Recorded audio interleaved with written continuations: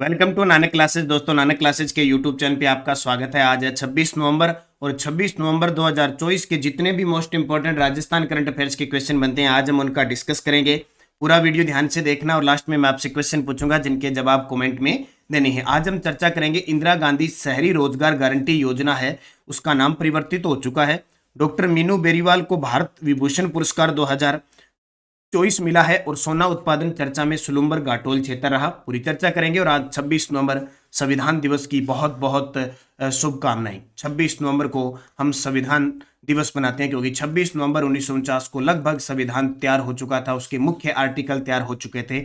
इस विशेष अवसर पर हम 26 नवंबर को संविधान दिवस के रूप में बनाते हैं। और दिल्ली राजस्थान सुजत सार भी हम पढ़ेंगे। तो करें स्टार्ट आज की क्लास। सभी प्यारे साथियों को प्यार भरा नमस्कार, गुड मॉर्निंग। सेशन अब डेली 9 बजे आपको मिलेगा। वीकली क्लास आपको संडे के दिन और फिर मंथली क्लास मिलती है।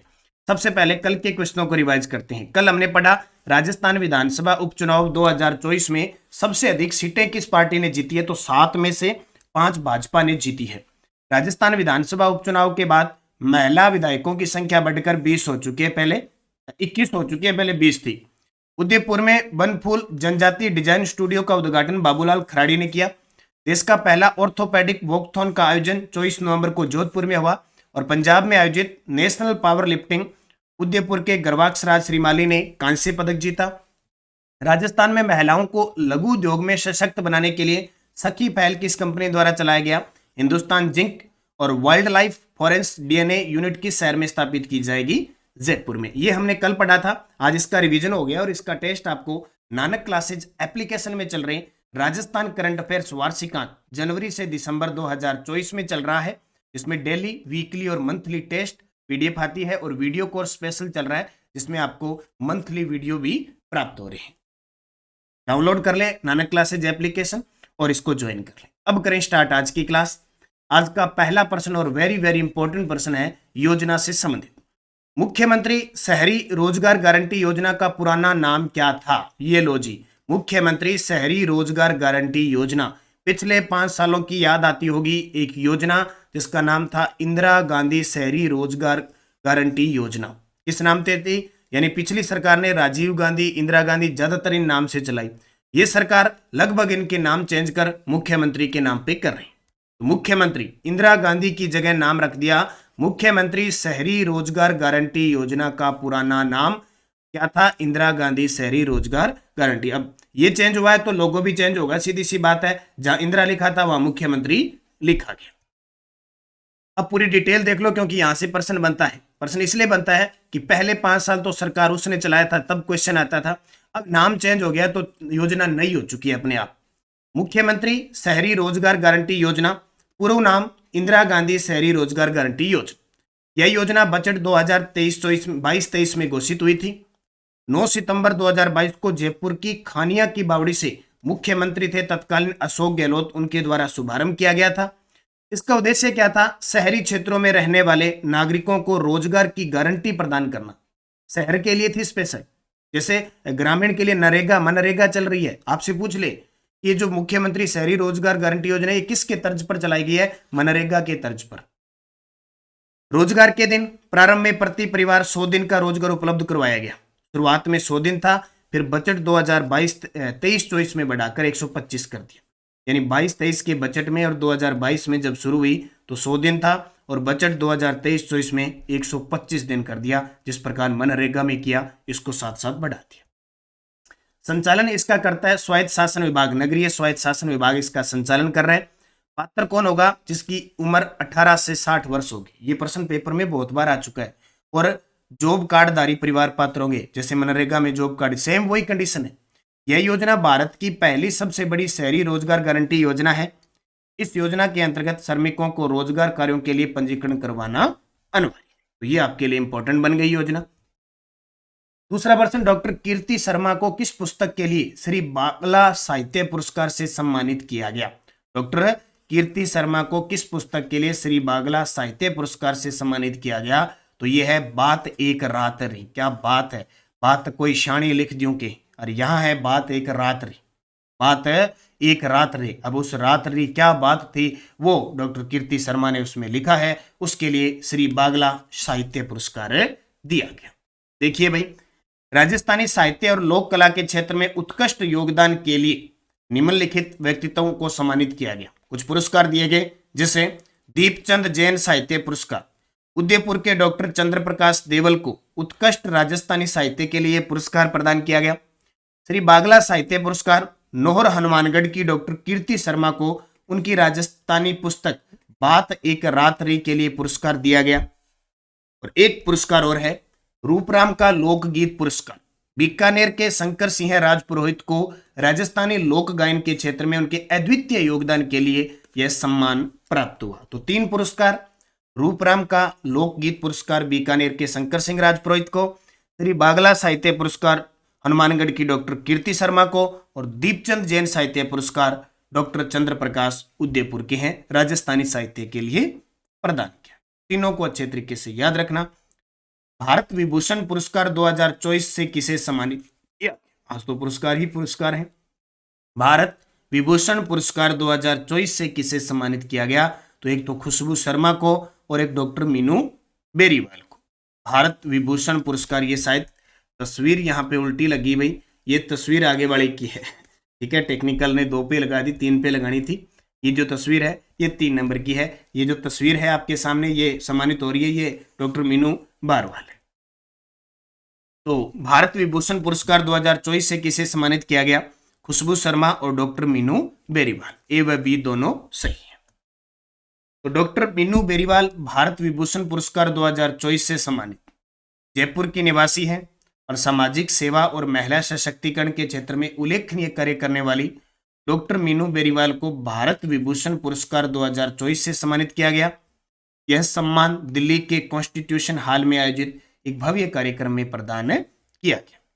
शिक्षा और सामाजिक सेवा के क्षेत्र में उनके असाधारण योगदान के लिए जयपुर की खुशबू शर्मा को भी प्रदान किया गया। तो राजस्थान के 2 व्यक्तित्व, एक तो जयपुर की खुशबू शर्मा और एक डॉक्टर मीनू बेरीवाल, इन दोनों को कहाँ पे? दिल्ली के कॉन्स्टिट्यूशन हॉल में आयोजित एक भव्य कार्यक्रम में भारत विभूषण पुरस्कार 2024 से सम्मानित किया गया। हाल ही में चर्चा में सलूम्बर घाटोल क्षेत्र का संबंध किस खनिज भंडार से है?